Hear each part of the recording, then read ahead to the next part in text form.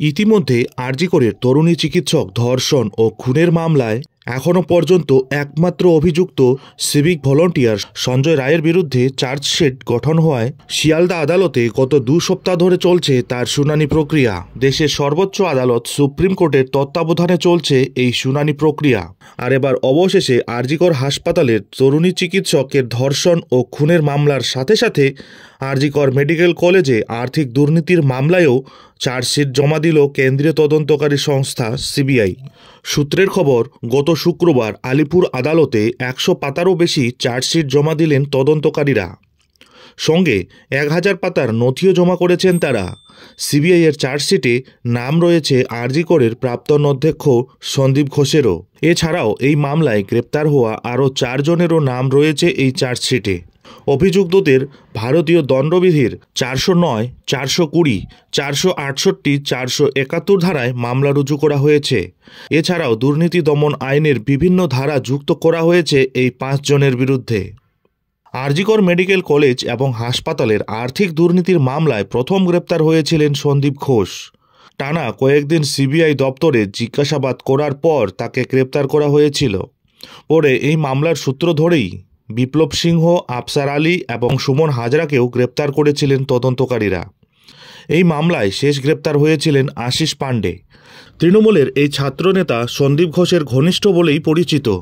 শুধু তাই নয়, তার বিরুদ্ধে সরকারি হাসপাতালে হুমকি সংস্কৃতিতেও জড়িত থাকার অভিযোগ রয়েছে।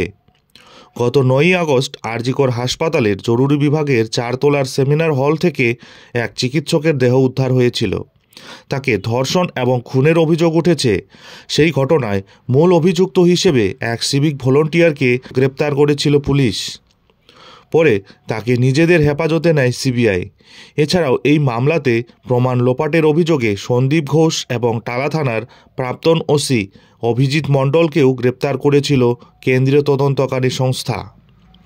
সেই আবহেই প্রকাশ্যে আসে আরজি করের আর্থিক দুর্নীতির অভিযোগও। অভিযোগ উঠেছে 3 বছরেরও বেশি সময় ধরে হাসপাতালের আর্থিক দুর্নীতি হয়েছে। বিভিন্ন সময়ে চিকিৎসার সরঞ্জাম কেনার নামে টেন্ডার দুর্নীতি হয়েছিল আরজি করে। সন্দীপের বিরুদ্ধে অভিযোগ তিনি ঘনিষ্ঠদের টেন্ডার পাইয়ে দিয়েছিলেন। আর এবার অবশেষে আরজি করের আর্থিক দুর্নীতি মামলায় 87 দিনের মাথায় শুক্রবার আলিপুর বিশেষ সিবিআই আদালতে তাদের বিরুদ্ধে চার্জশিট জমা পড়ল। আরজি করে আর্থিক দুর্নীতি মামলায় এই প্রথম চার্জশিট জমা দিল সিবিআই। এদিন 2:15 নাগাদ আদালতে আসেন সিবিআই আধিকারিকেরা। এই ঘটনার তদন্তের জন্য গত 16ই আগস্ট আরজি কর হাসপাতালের তরফে একটি বিশেষ তদন্তকারী দল গঠন করা হয়েছিল। নেতৃত্বে ছিলেন আইপিএস অফিসার প্রণব কুমার। তবে রাজ্য পুলিশের উপর আস্থা নেই। এই দাবিতে আরজি করের আর্থিক দুর্নীতি মামলার তদন্তভার ইডিকে দেওয়ার আর্জি জানানো হয়েছিল কলকাতা হাইকোর্টে। এই মামলায় বিচারপতি রাজর্ষি ভরদ্বাজের এক বেঞ্চ জানিয়েছিল, একাধিক সংস্থা তদন্ত করলে বিষয়টি আরও জটিল ও সময় সাপেক্ষ হয়ে যাবে। এরপরেই সিবিআইকেই আর্থিক দুর্নীতির মামলার তদন্তভার নেওয়ার নির্দেশ দিয়েছিল উচ্চ আদালত। তারপরেই আর্থিক দুর্নীতির মামলায় একাধিক জায়গায় তল্লাশি চালিয়েছেন সিবিআইয়ের আধিকারিকেরা। হাসপাতালের একাধিক কর্মকর্তাদের বাড়িতে হানা দিয়েছিলেন তারা। আর এরপরেই একাধিক প্রমাণ এবং একাধিক বিস্ফোরক তথ্য সব সংগ্রহ করতে পেরেছিল সিবিআই। এইসব প্রমাণ ও তথ্য অবশেষে সব মিলিয়ে আরজি করের আর্থিক দুর্নীতির মামলায় আরজি করের প্রাক্তন অধ্যক্ষ সন্দীপ ঘোষ সহ আরও 5 জনের নামে আদালতে এবার চার্জশিট জমা করল সিবিআই।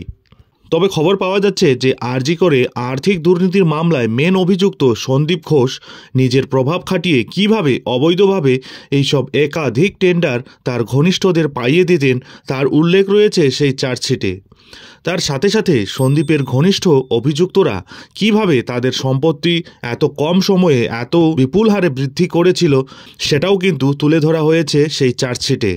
আপনারা জানেন, আরজি কর হাসপাতালের আর্থিক দুর্নীতি মামলায় সর্বপ্রথম গ্রেপ্তার হয়েছিলেন সন্দীপ ঘোষ এবং তারপর একে একে সুমন হাজরা, বিপ্লব সিংহ, আফসার আলী এবং সন্দীপ ঘনিষ্ঠ আশিস পাণ্ডে। আসলে আরজি কর হাসপাতালে গত 9ই আগস্ট ঘটে যাওয়া নির্মম ঘটনার জেরে অভয়ার নৃশংস পরিণতির প্রতিবাদে আন্দোলনে নামেন জুনিয়র চিকিৎসকরা, রাস্তায় নামেন সাধারণ মানুষও। ঘটনার 24 ঘন্টার মধ্যে এক সিভিক ভলান্টিয়ারকে গ্রেপ্তার করে পুলিশ। তবে পরবর্তীতে কলকাতা হাইকোর্টের নির্দেশে ঘটনার তদন্তভার নেয় সিবিআই। তিলোত্তমা কাণ্ডের পরই আরজি করের তৎকালীন অধ্যক্ষ সন্দীপ ঘোষের বিরুদ্ধে নানান অভিযোগ উঠতে থাকে। কয়েকদিন পর তাকে অধ্যক্ষর পদ থেকে সরাতেও হয়। আরজিকর কাণ্ডের তদন্তভার হাতে নেওয়ার পর সন্দীপ ঘোষকে টানা জিজ্ঞাসাবাদ করে সিবিআই।